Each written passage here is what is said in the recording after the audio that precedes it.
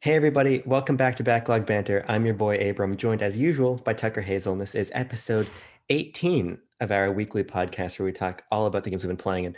And the first thing, Tucker, we should start with is the alarming fact that I've sat here with you 18 weeks in a row to do this dumb fucking show. Yeah, well, it wasn't all in a row, but it was close.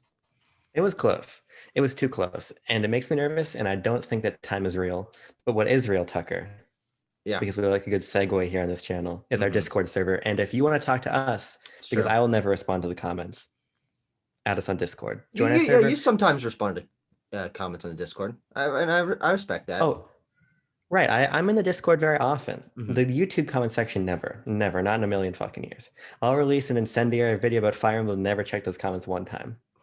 But you talk to me in Discord, hmm I'll talk to you. But Tucker, in the meantime, I want to talk directly to you about the games you've been playing. I want you to start us off with one. I'm gonna start us off with a little game you might not know: Super Smash Brothers Ultimate. I've Uh, played it have you heard once of or it? twice or for Yeah, 135 hours. yeah. So I've gone on the record on here on the show a couple of times the fact that I have a hard time getting into Smash Brothers when I don't have a large group of friends, a bunch of people sitting around a Sure. couch all playing together. A group setting is where I really prefer to play the game. However, I don't know what prompted me to, but last week I decided to pop that good old cartridge into my Switch. I was sitting there with my Fixture S1, not sponsored. Not the show is not Sure. sponsored. Great product, by the way. I will stand up for that product. But and I was sitting in the library and I was playing Super Smash Bros. Ultimate, and I started this way for me to like play matches where Yeah. I'm going through the stages in order as they appear on the screen and playing the character Okay. that I think fits that stage best. So I've ended up playing Yoshi a lot of times because there's only one character from that series and there's a fucking Sure. load of Yoshi stages. But it has made me realize that there's some stages to character to series ratio that is just completely out of fucking whack. But Yes. but it's been really fun to do. And I think one of the things for myself is that when I do play Smash, I usually limit myself to the couple characters that I'm good at, and it sort of ends up getting repetitive, and I have a Yeah. hard time branching out from that. But as I'm doing this and sort of forcing myself to remember it, because I know all the characters' movesets, I've played Smash long enough where I've Yeah. tested them all out. But going through, essentially, I've played probably over half the roster so far. Um, it's reminding me how varied some movesets are, how my playstyle fits some versus others, how there's characters that I kind of actually do remember that I did like to play Luigi or Yoshi or whoever. And I haven't played them in Sure. years, but I don't know. I mean, there's so much to dig into in this game, and I think it's really fun for me to just sort of put my own spin onto it, Yeah. and focus on that way. And I'll probably keep playing, but there's a couple other things that have distracted me since then. But I played it for probably 5 or 6 hours over the course of the past week, and it was a really good time. Well, the most fun I think in Smash Brothers is usually the more self-driven stuff you come up with to do for. So my friends and I love to play Pokeballs only. We'll put Oh, that's a great Pokeballs way to do and it. we'll do Pokeballs and Master Balls, but up to the highest frequency. Of But then we course. can't. The rule is you can't attack each other. The Pokemon have to do it. hmm So it's entirely a Pokemon battle. So there's so much Entirely fun. RNG. Yeah. Absolutely. But there is so much fun and flexible fun to be had in Smash Brothers if you're just willing to look and come up with your own rules and modify things a little bit. But also, have you done many classic mode runs? I did a few when the game came out. Yeah. I haven't done them in years, but yeah, I don't know. I might try some of those because I know some of they're all like tailor made in this game. Yes. I think classic mode is the best it's ever been in Smash Ultimate, and I think Cool. if you want to jump into other characters, that's a really fun way to do it because Sakurai has been so meticulous about coming up with challenges that fit the Sure. character's series and hmm extend the amount of just fucking dumb fan service in this game to the nth level. So I'd recommend going through those. I've gone through them with a lot of the roster, and if you hmm just go on classic after classic after classic, it will get repetitive eventually. Yeah. But if you hop into a couple here and there, I think that's a great way to continue this momentum you have. hmm Yeah, I mean, I know a couple of they're like, there's like a little story that goes throughout each of them that like sort of fits the character in their series or whatever. Yeah. But there's a lot of them like even with games or series that I'm familiar with that I'd love to go in and check that out and see how it does reference. Like I don't know what banjos or byliths or min-mins are, and like all those franchises, all those games I absolutely love. So maybe I'd be able to sort of tell what they're going for. And if not, there's always Google, and I can always look up what they're supposed to be referencing. Now, you're gonna have to fucking bear with me for this segue. I usually have to. That's not uncommon. Smash Brothers is a game that you usually play in multiplayer, but now you're playing in single player. I want to talk to you about a game that I've only played in single player, but I've now played in multiplayer.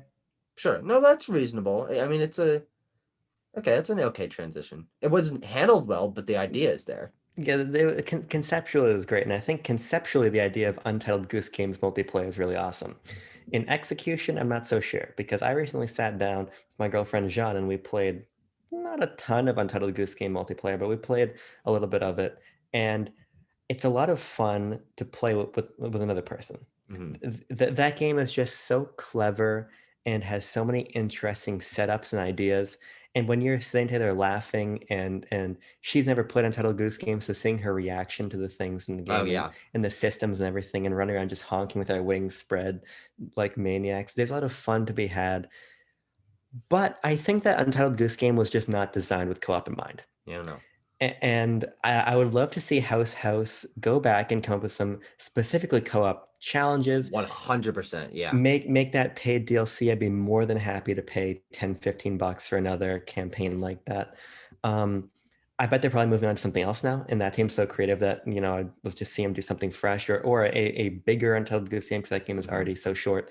But I'm glad we finally got to try out Untitled Goose Games multiplayer. We actually tried to play it one time for BLB content and then learned that doesn't have online.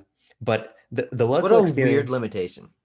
It's a weird limitation. I think that, like Overcooked, the fun is in the local multiplayer. I mean, Overcooked 2 does have online. It's just not the same thing.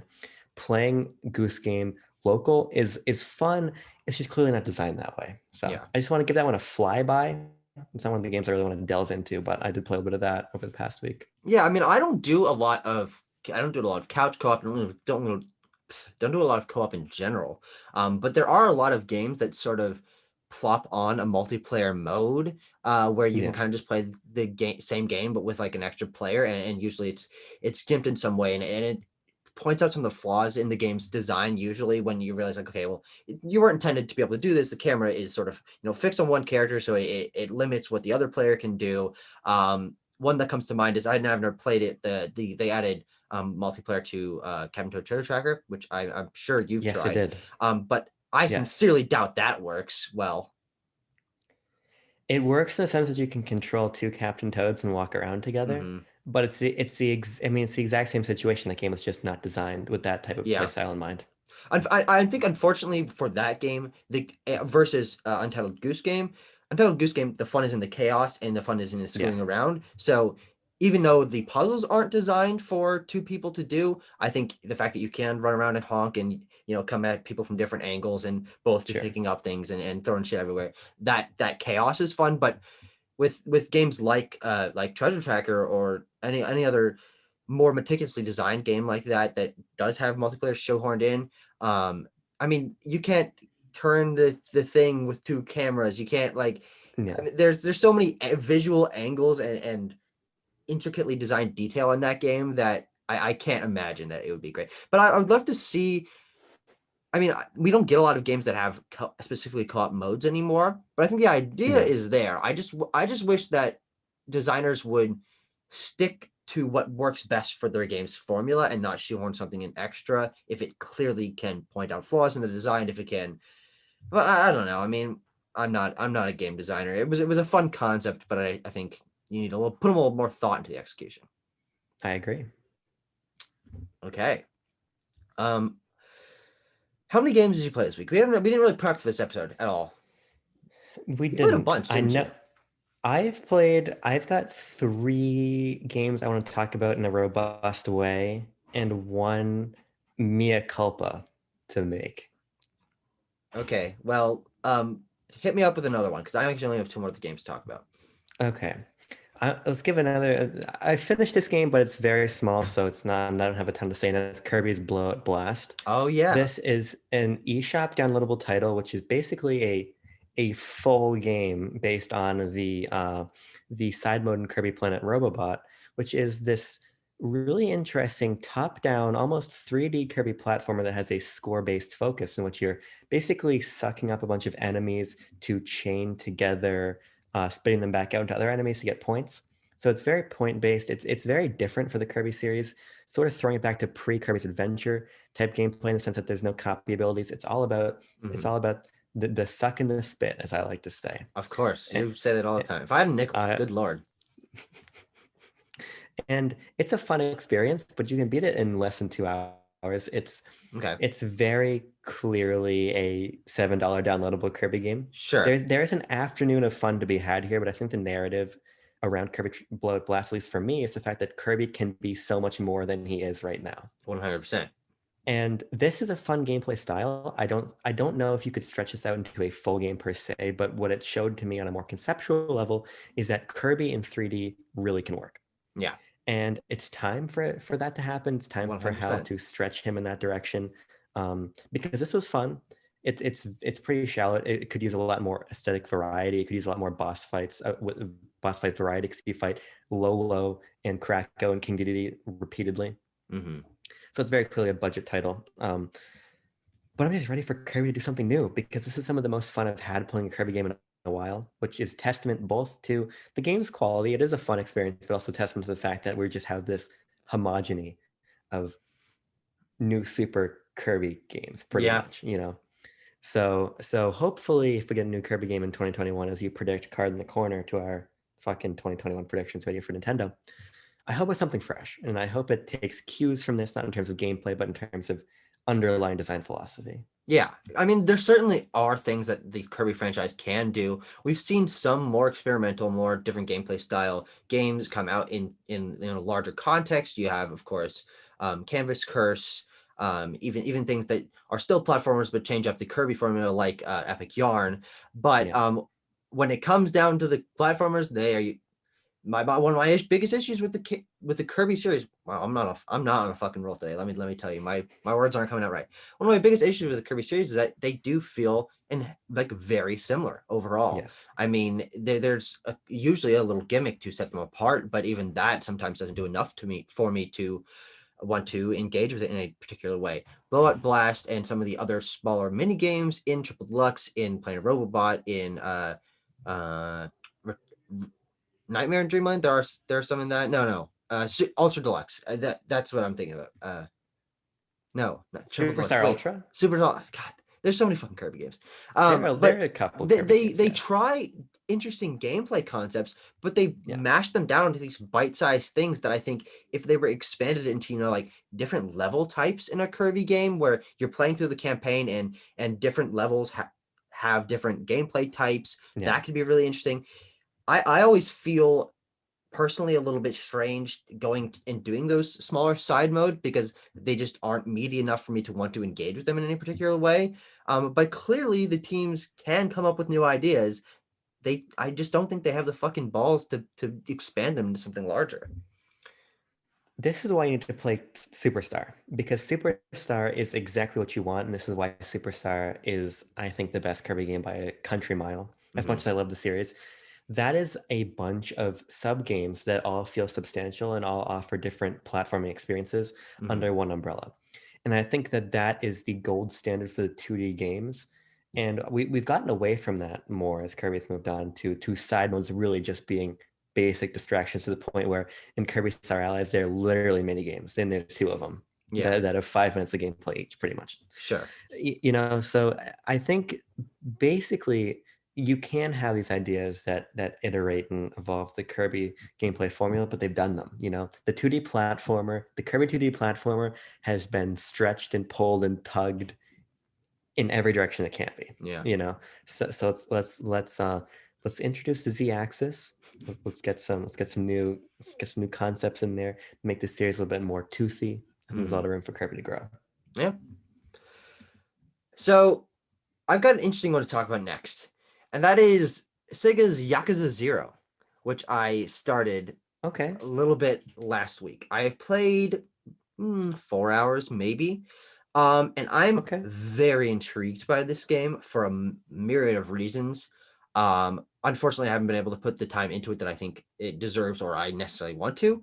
Yeah. But I'm very interested in this. I am someone who doesn't find a lot of engagement out of beat 'em ups, out of hack and slash, out of games where you can essentially just button mash to get where you fucking Yeah. want to.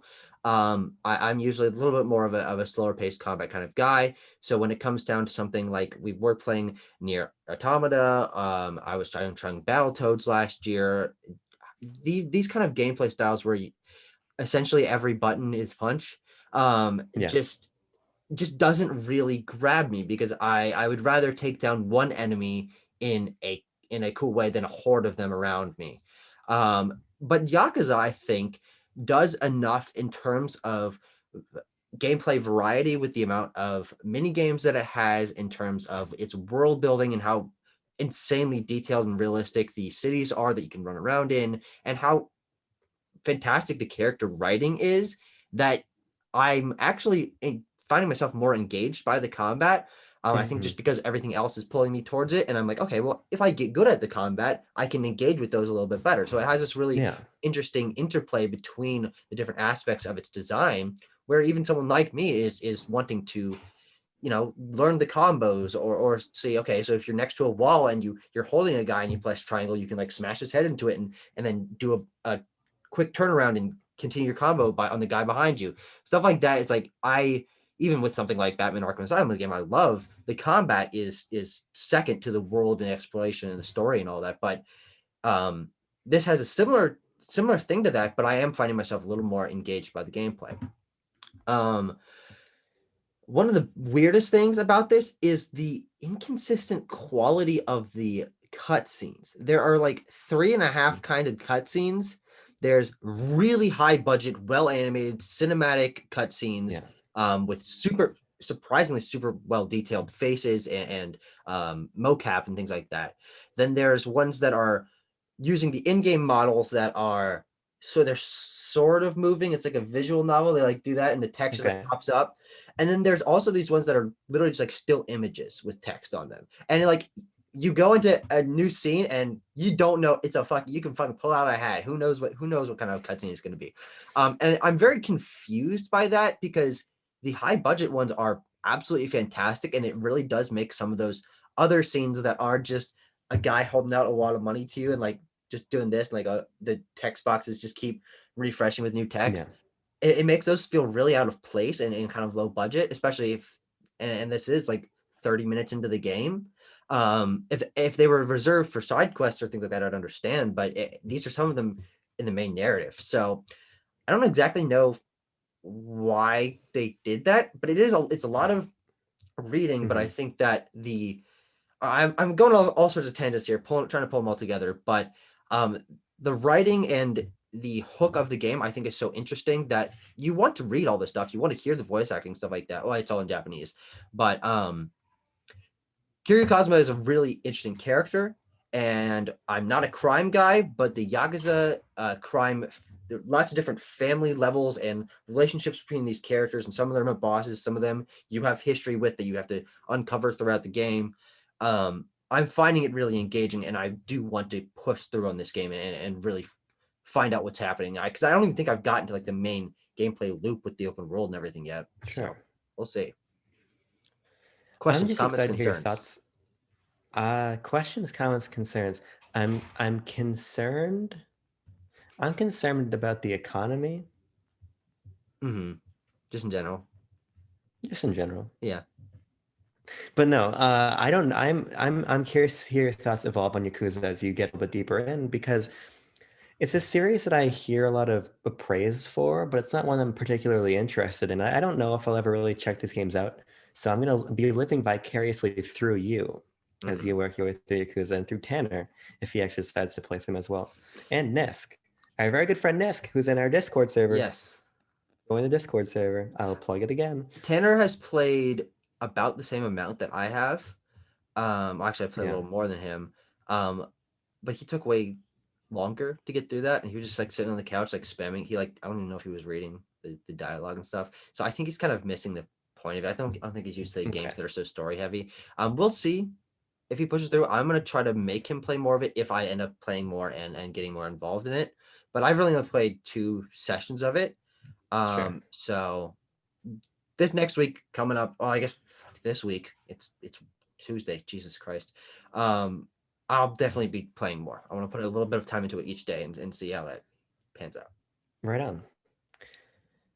Let's talk about a game that you'll have nothing to say about. As I had little to say about Yakuza, it feels like a segue that I can fucking scrape off of the bottom of the barrel. Mm-hmm. I finished this morning Halo 4. Mm-hmm. Halo 4 is a game that I spoke about very briefly last week, saying that basically it felt like a Bungie game. And now having completed, Halo 4, 343's first crack at the Halo series, the game is at its weakest when it feels like a Bungie game. Hmm. And I enjoyed Halo 4 quite a bit. I think is a very good bordering on great game.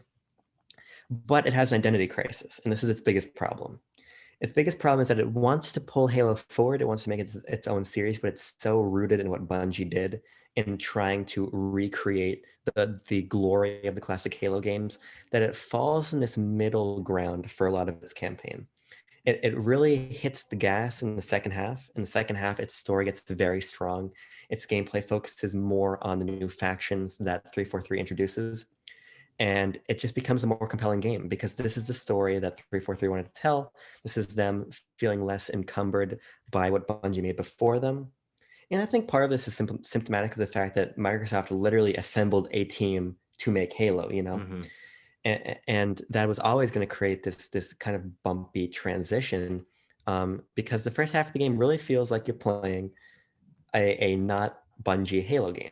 It's got a lot of the same trappings. The gunplay still feels great. The game is still fun to control, but you've got the perfunctory Scorpion tank mission and the escape mission, and you're like, okay, I feel that we're going through beats that I've played before Sure. because these are the Halo beats, right? But when the game moves beyond that, it's something unique and interesting. And I'm installing Halo 5 Guardians right now over college Wi-Fi. I started it this morning. Maybe it'll be done by the time I start it tonight. But I'm excited for 343 to really double down on their vision of Halo, because I will always have 1, 2, 3 reach and ODST, right? And I think that moving Halo forward requires actually moving it forward instead of Sure. trying to put the genie back in the bottle, which you're never going to be able to do. Mm-hmm. Because the Bungie set pieces in 4 don't have the weight of what Bungie actually made in 3 and Reach. They're not as deliberate. And because of that, the game is uneven, but it's still very good. And it shows a lot of potential. And I'm curious to see if, in my opinion, that potential is realized in 5 Guardians, because 5 Guardians is not a very well liked game. Mm-hmm. But from the outsider's perspective, a lot of that is the fact that it has completely stepped away from what Bungie made. Mm-hmm. And so I'm curious for my tastes, if the fact that it is its own entity entirely, more about ADS gunplay, more about enhanced mobility, more about modern 7th, 8th generation shooter tropes, if that feels fresh in a way that feels as though 343 is really doing their own thing with Halo. Because 4 is at its strongest when it does. This might be my favorite narrative in the entire run of games I've played so far. Sure. It's very compelling. It's very cinematic. There's a lot to like here, and I'm just curious to see how that gets taken in 5. And now I'm very curious to see what 343 keeps for Infinite of Mm-hmm. their style, Yeah. what they go back to from Bungie's style, because clearly they're good at emulating what Bungie can do. Mm-hmm. What I want them to be more confident in is not doing that. Exactly. So Yeah. I'm very excited to play 5. I mean, so when you say emulating, you said it's more of repeating story beats or mission structure, things like that. Obviously, the narrative is different. Yeah. I don't know what sets these games apart or how you can necessarily, from an insider perspective or even an outsider perspective, tell the difference between a Halo 3 or a Halo 4 with that team shift. Obviously, I think 5 is different enough. Even I, as an outsider, can tell what's going on, Yeah. different characters, a larger, I think there's a larger team, different movement, stuff like that. But when you look at something like Infinite and you say that you wanted to do something a little bit different, and expand the formula, have 343 try things that are really their own ideas, but the marketing of it seems to be returning to Halo's roots. Yeah. Um, do you think that that's going to be an issue? Do you think that they'll might be able to nail it finally? Who knows? Well, it's there's a difference between what I want out of 343 Halo and what the larger Halo community wants out of 343 Halo. Mhm. Because I'm playing it from the single player only perspective, and Sure. Halo is a multiplayer series. Mhm. But for me, my gameplay preferences, I like the world, I like the gunplay, I like a scripted single player campaign. So I think 343 has the talent to nail a game that walks back to that mid 2000s 3 and reach style, updated in some key ways. I think they can execute on that completely. The question is going to be, how does that sit with me? And I can't answer that right now. I need to play Halo 5 and know if 343's vision feels good to play. That's the Mhm. first thing I need to know. And then I need to actually go hands-on with Infinite and figure out what got taken from where. It's very clear that a lot of Infinite from the gameplay we have seen is rooted in various components of almost every game, with some new ideas like the grapple hook. Mhm. So a lot of it is a wait and see type of deal, frankly. Yeah, I mean, I want to get into Halo more, and there's literally nothing stopping me. I have access to all of Literally them. nothing. Not an issue. Short Um, campaigns. yeah. So I don't know. I don't even know what I'm trying to say here. I'd love to play through them before Infinite comes out. I'd love to do Mhm. discussions on them if it comes down to us doing a little bit larger ones, like we did with Card in the Corner. I don't know if anyone fucking watched this, but our Combat Evolved review. Yeah. But yeah, I know Halo's a fascinating series to me as someone looking out from the outside. But it's interesting to hear your perspectives on it, because from what I know, I mean, obviously not as disregarded as 5, but 4, I think you enjoyed it a little bit more than the average Halo enjoyer. What's the meme? What's the meme for it? I forget, But but you yes. you know what I'm Yeah, I getting know at. what you mean. I don't know. I've really enjoyed following this journey that you've been going on. It's crazy to me that you're able to mentally go through so many similar games back to back to back to back, because I could not do that personally. Um, you're breathing in. I love it when you breathe in. The reason I'm doing it is because this is quickly becoming one of my favorite franchises of all time. And Mhm. I am not this type of person that wants to play the same thing over and over back to back to back. Mhm. I like to spread things out and try different experiences because I love a lot of different genres. But sometimes a series for me is so magnetic that I want to keep playing them. The last time this happened to me was Uncharted when I got my PS4, having not owned a PS3, and Sure. played through the Drake trilogy. Well, actually, I've never finished the first one, but played through That's fine. two. You'll Yeah, be okay. played some of one, played all of two, played all of three in 2016. So then a couple weeks later, played Thief's End. You Mhm. know, and it's sort of a similar trajectory here, where I'm gonna go through all of them. I'm going to finish 5 before Bowser's Fury comes out, and then play ODST once I finish Bowser's Fury. So we'll have played 6 Halo games in 21 2021. in the So first 8 weeks, yeah, and something 6 like weeks, that. 7 weeks. Yeah. Yes. So I don't know. Like I understand the idea of it being something that you have been so magnetified by. In 2021, some magnetized. sure, I don't care, big boy words. But even for me, as someone who I've gotten into a lot of new series recently, and I Yeah. like the idea of going through a series and really becoming engrossed in it. But and obviously, just a different way of playing games is I really cannot do that. No matter how excited I was to try another Final Sure. Fantasy game when I came off of 6, I haven't started one yet. I finished that fucking 2 months ago. Uh, Yeah. there was another example I can't even remember, but I mean, I do like getting into things, and then I purchase other games in the series. Resident Evil, another example. I was like, okay, I finished 4. I'm like, sure, I'll hop into 7. Like I want to do something else, but I feel the need to space them out, not just because that they are similar gameplay wise, but because I want them to stand out more clearly as experiences in my mind, and Sure. mixing in other things in between them that are more fresh from a gameplay design perspective. I think allows each game to stand on its own a little better in my mind. So I really just don't think I could play through a series like the way that you are. Even if it's something like Pokemon. Like, Yeah. I mean, I guess I've played Pokemon games over the course of my entire fucking lifetime. But even with Mario, I played a bunch of 2D Mario games back to back Yeah. last year, and 3D Mario games. Some of those kind of run together in my mind because I played them so close to one another. Well, I think what helps is the Master Chief Collection aggregates them all so beautifully and ties them together in ways that Sure. feels natural to jump from game to game. And also, they're like 6 to 8 hours to beat each. Mm-hmm. I'm playing them over the course of 2 or 3 days. If you beat when you beat Final Fantasy 6, you basically done a tour in Vietnam. You know, so Jesus Christ. so jumping into another game of that scope is a lot more daunting than saying, hey, you know what? I've spent half of a week playing Halo Yeah. 4. Why don't I spend the next half of the week playing Halo 5? You know, I think it's an idea. It's a series on a different scope. Now I fully intend to finish these, have a little bit of time, and go back and play them on a higher difficulty. Actually, I think that'd be a lot of fun. Okay. But I like Halo. I think that's the bottom line. Yeah, the line's been set, and it's been set for a long time, and just keep the line to keep fucking going. So you have one more game, right? I do. I've got two more. You want me to hit you with a little more? Yep. Hit me. Let me hit you instead of the game I don't like. Mm-hmm. I have to just say it. I can't keep trying. I can't keep pretending I don't like Control. Yeah. No, I expected this. I don't like Control. Now, the audience would know that if one of the most infamous failures on our behalf in BLB history hadn't happened.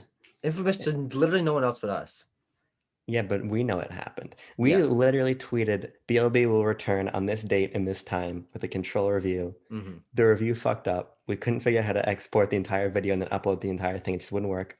So we just silently didn't post a BLB for literally a year and a half. Yep. That was after my first playthrough of Control. Mm-hmm. I never beat it. I played like 8 hours. I got pretty deep into it. Sure. Set it down. Tried it again on PS4 like a year ago.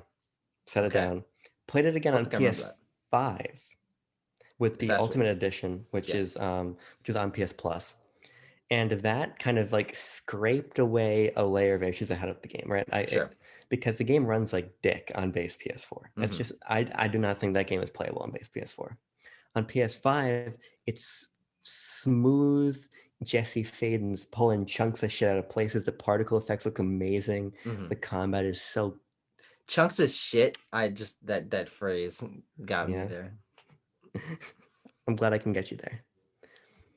But the combat is so nice in Mm-hmm. 60 frames on PS5. It's so nice. You add in the haptic feedback of that trigger pull, the service weapon. It's so nice. But I just don't like this game. And I'm tired of trying. I've tried several times because Tired of pretending I don't. You are the Joker. I mean, it's becoming more and more clear the more I hear about Jared Leto and I learn about your life. It's so obvious. I suppose so. But here's the thing. You love Control, Nisk loves Control, and I really want to understand why, you know? But for me, I just think this game is so first of all, I think it's a very good game. This is a case of me subjectively not liking a very good game. Yeah. But I find it so clinical and detached in a way that I don't find compelling. With what, aesthetic or? In every respect. I think Jesse Faden is unlikable. Mm-hmm. I think that every supporting character is even more unlikable.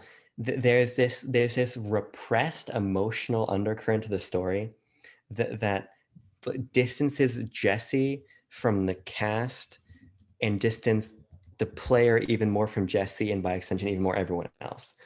I don't like the dialogue. I don't like the plot. I'm also not somebody who wants to play a video game and read read audio logs. I know. Read clippings of things in a room, listen to audio logs. That's not me. So I just find a lot of the storytelling uninteresting. I find the characters very detached. I like the oldest house visually. Sure. but I don't think it's very fun to actually engage with, except for when you're Luigi's Mansion freestyle, fucking everything up, and you're in combat and you're yanking shit around, you're yoinking pillars off of things, chucking them. Mm-hmm. But it just doesn't work for me. I love the game's sense of style. I love that Remedy tried something so different. Yeah. And I love the combat. The one part of this game I love, love, love, love, love, love, love is the combat. Mm-hmm. This is what I like about games like Halo and Doom. It's not a cover shooter. It's a game where you move, you get up in the face of enemies. The kinetic powers are really fun. The combat's the best part of the game for me. But everything else, I just can't engage with. I Mm-hmm. don't find it interesting. I see the appeal of it, the SCP, S&M breach, whatever it is. I I see don't know that why you had a appeal. breach in there. I see that appeal. I understand it. I just can't engage with it. Yeah.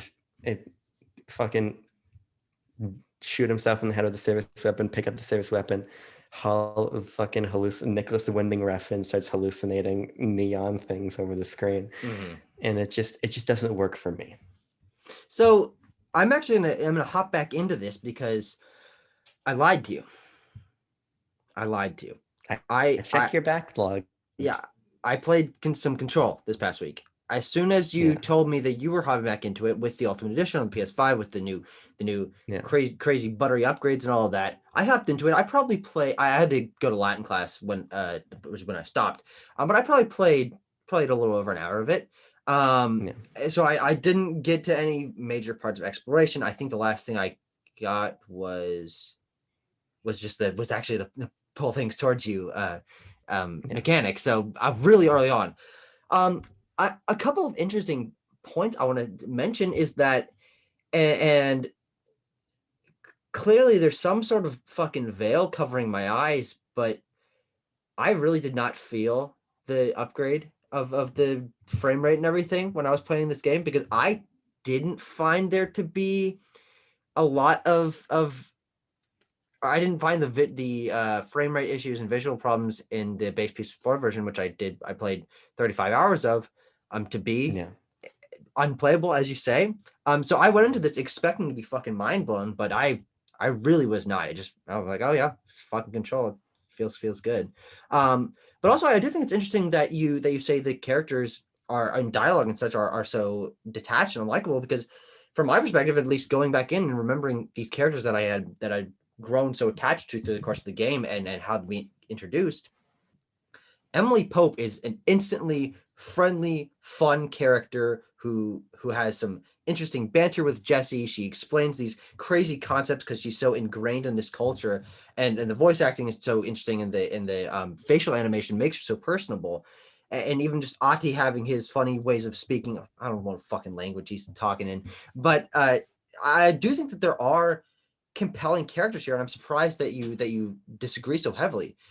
I think Casper Darling is probably my favorite video game character of the last few years, because I mean, what interesting concept, fun dialogue, fun execution in the game. He serves such an interesting role. It's interesting to me that we can come from such polar opposite perspectives on this, because good Lord, I just cannot agree. Yeah, and I mean, there's nothing more to add. I don't know. Fucking Emily Pope starts talking to me about wearing an HVAC unit or something. I'm like, I don't know. What the fuck? This has been the Control discussion. Sure. But no, it's one of those things where I completely see the appeal, but it just, I'm a ship in the night with Remedy's Control. I actually do want to try Alan Moore's Swamp Thing. No, I want to try Alan Wake because it's on Game Pass, so I want to try that. Oh, I didn't know that. Really Okay, like cool. that. And I don't like watching TV, so I don't want to play Quantum Mechanics. But I'll try Alan Wake. These puns are not landing. I'm gonna let you know. Let's talk about something different. Okay. Do you want me to end with my game, or would you like me to ping pong right now? So we're both about to talk about games we really love, and I don't know how much new stuff we have to say about either. Oh, I've got plenty. Okay, well, I do too, so fuck you. What the fuck? I guess I'll go then. Started a Minecraft server last week for our good old friends and not no, family. We'll take my brothers on there. On the backlot, our Discord server, as we keep referencing here. And yes, the link is in the description. Thank you for gesturing downward without saying anything. I've probably played a minimum of 6 hours a day of Minecraft the past week. I don't think I've gone to bed earlier than 2 a.m. At any day in the last week. I think nostalgia notwithstanding, this is the most fun I've ever had with Minecraft. I'm engaging with the game in ways I didn't realize were possible, and noticing so many new things that they've added, mechanics that they've changed. I'm fucking blown away by how much this game has changed and how much care and love has been put into making this game so much more than it was when I grew up with it. And I got my girlfriend Becky it's been such a blast watching her not know fucking anything about it and go through and just dying over and over again and not knowing what a pickaxe is, and like having to teach her all these things, like taking her under my wing and having 6 friends online last night. We played until like 2 a.m. with just a whole group of people. I'm unashamed to say Minecraft is the greatest game of all time, because I think there are so many things it does leagues better than anything else in the entire game industry. And it's growing in my mind, and I didn't even think that was possible. This is where I talk. No, I've got more things to say, but I want you to like ask me questions and continue the conversation, because I've just put something very interesting out, I believe. Well, I think this is a discussion for a different time. Okay. Because I don't agree that it's the greatest game of all time. But what I do have is a wonderful amount of respect for Minecraft. Mm-hmm. And it's one of those things that I don't care to play anymore. I feel like I've had my fun with Minecraft, and now I've set it free. So, like, I'm not even gonna say what I was about to say. Never mind. But it's incredible the way that Mojang has continued to support this game with so many patches that fundamentally change the gameplay experience. And I did try to play with you, downloaded it on my Xbox. Turns out there's a completely different versions. So that didn't get me very far. Yep. But it's a sign that a game is well designed when you have played since you were probably what, 10 or 11, probably thousands of hours of Minecraft. Probably. And you're finding such a fresh lens through which to enjoy it. Yeah. That says a lot to the game's timeless quality.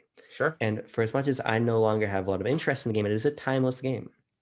And it's very fun to hear you talk about finding a new way to connect with it, not only because of the people you're playing it with, because playing a game with different people is going to put it in a different lens inherently, but the fact that it's just changing so much and changing it for the better and changing to become an even stronger game. And I thought it was really great back when I was playing it, when I don't know, probably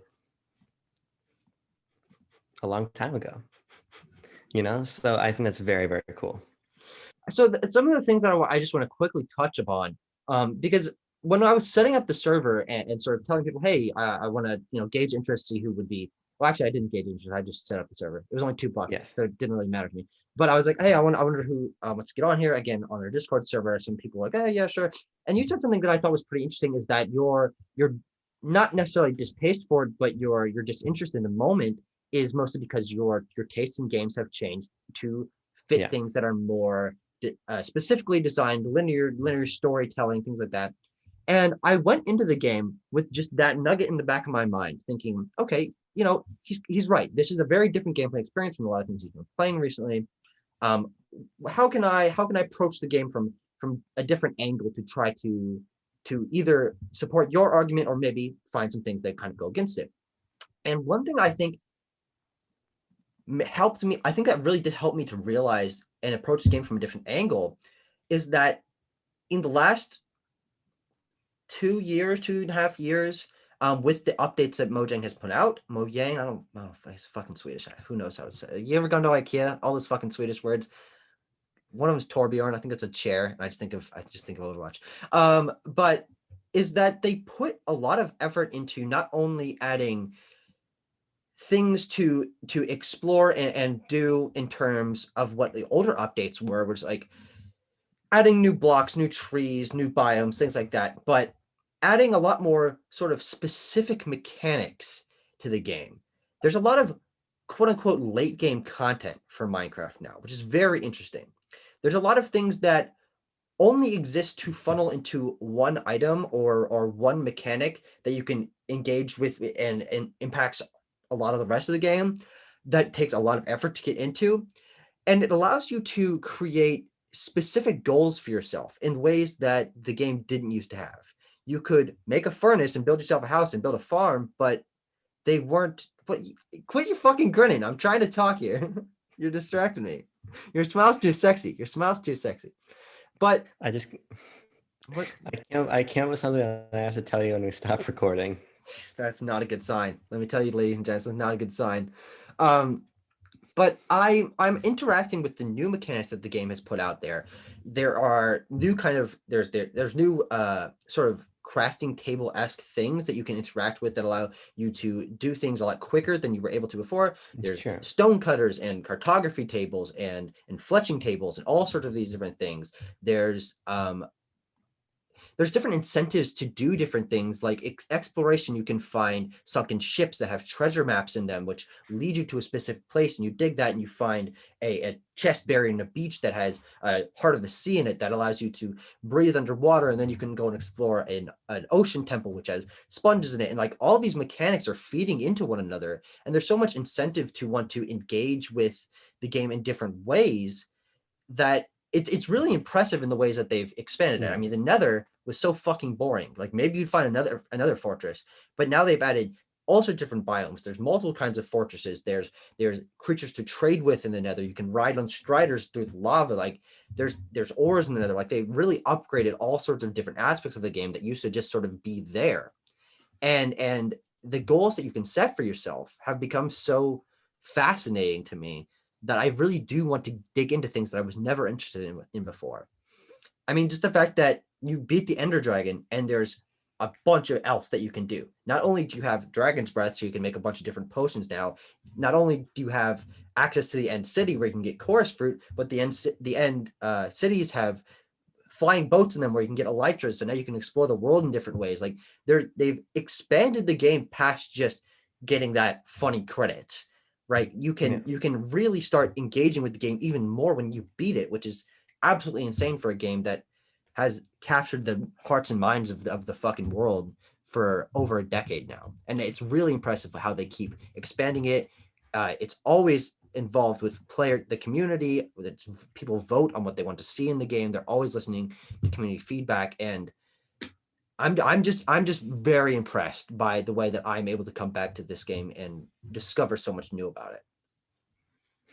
Yeah, I mean that's just it's really impressive, and it services a very particular type of gameplay experience, and it sounds like it's doing a similar thing to almost end game content in a Destiny almost, giving these sort of challenges to work towards, and these sort of nested, I need to do X to get to Y to get to Z, and that's a very compelling type of gameplay experience if that's the gameplay experience you're after. And the fact that Mojang has been so good about including the community and making sure everything is servicing its players first and foremost is very impressive. But like you said, it's just not the type of experience that I have the interest in right now, you know? And so I'll be watching from a distance, especially since the console version is not compatible with PC. And have you never played the PC version? So I don't know. Oh, that's all I played. Oh. Wait, what?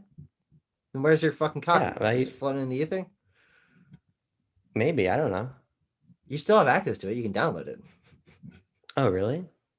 What? But it's not on a console. Basically, like Control, I think Minecraft and I are a ship in the night. However, this ship I give a little salute to as it passes by, because I used to love Minecraft, I used to play it every day, but it's just not the experience I'm after anymore.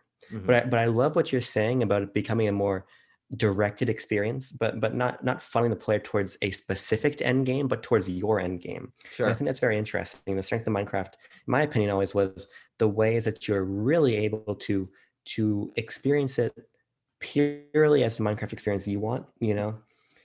If you want to be all about building or exploring, whatever you can, and it sounds like they're continuing that philosophy, and considering it's just so fucking lucrative, I'm glad that they're actually, unlike in Animal Crossing New Horizons, putting that money towards responding to the community and making the game even bigger. So that's really great. Last game of the day? Beat Cyber Shadow. Oh, hold on. Actually, I have one thing that I kind of forgot to talk about. I'd rather quickly get this out of the way before move on. I'll go to the last one. What was the game? Here's the funny part. I can't even exactly remember what it's called. Okay. What was the game you told me I logged and you were like wondering if I had just played it? Space Harrier. Space Harrier. Thank you. I did play Space Harrier this week, but I didn't actually play Space Harrier. I played Space Harrier inside of Yakuza 0, in which there's a Sega arcade where you can go up, sit down, and just play arcade games. Yeah. And it's a full arcade game that you can just sit down and play. And I should have I totally forgot about this when I was talking about Yakuza 0, but not only is it Sega themed, and you got like big Sega logo on the thing, and you go in, you sit down in an arcade cabinet, and it just boots up an arcade game. And I can't even really remember what Space Harrier is like. But I think you like dodge around, you shoot some things. But I technically have played that game because the entire thing is Yakuza 0. That's basically it. I just thought that would be funny to like say, like, hey, I played this game, but inside of another game. Yeah. That the whole arcade thing in Yakuza is really cool. Mm-hmm. B, I actually really want to play Space Harrier because it's kind of, in some ways, a predecessor to the Star Fox Sin and Punishment on rails type of gameplay that was really popular in arcades, especially with late gen games, and then a little bit more in 5th gen, in my very narrow perspective of what's important in the industry. Fucking Star Fox and Sin and Punishment, that genre was not really that popular in 5th gen, but I consider it popular then. We're splitting hairs. I would like to play fucking Space Harrier. And I think I might have it actually on the Sega Classics collection on 3DS, maybe. Interesting. I can't imagine that would be a great way to play it, but we could play it in 3D. You know, I played in 2D. Hurt my eyes. You know, I played in 2D. Fucking Cyber Shadow. Talk about it. Yeah, I beat Cyber Shadow. This game should be 2 hours shorter, and it should start on chapter 4, because Tucker Hazel, the fucking final act of Cyber Shadow is incredibly inventive, incredibly fun. You get in a mech, you get on a motorcycle, you go through all these chase sequences. The level design gets so fucking interesting. The bosses become unique. The final 4-stage final boss is incredible.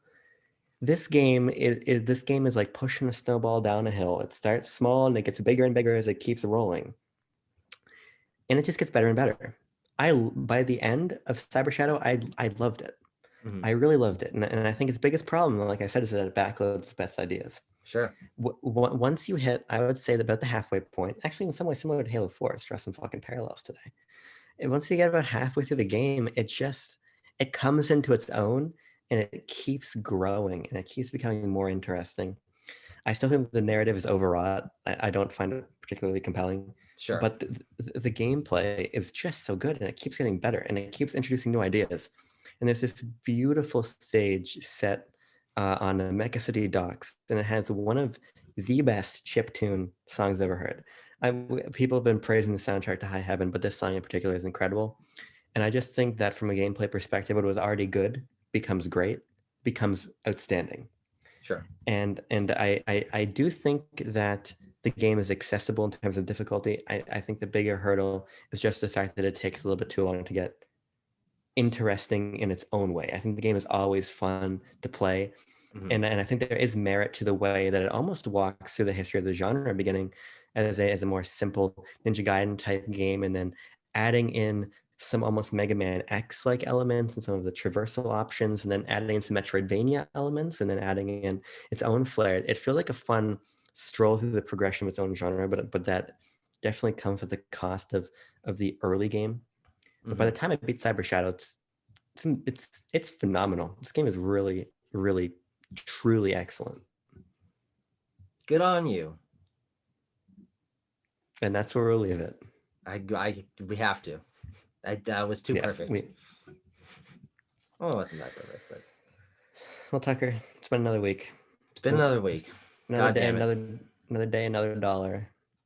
I don't think we've made $1 on any of our We're YouTube working 9 to 5. What a way to run a channel. Jean is shaking her head disapprovingly out of frame.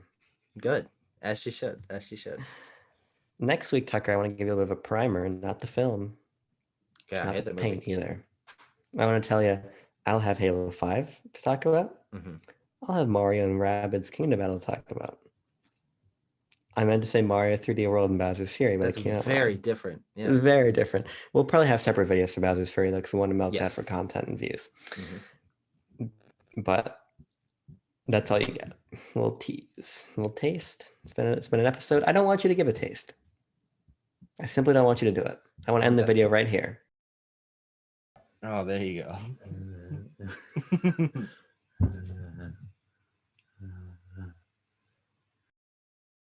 I like the way your elbows bend. Hi, Tucker. Hello, how you doing? I'm good. How about you? I'll have to talk to this motherfucker for the next hour or so. Not great.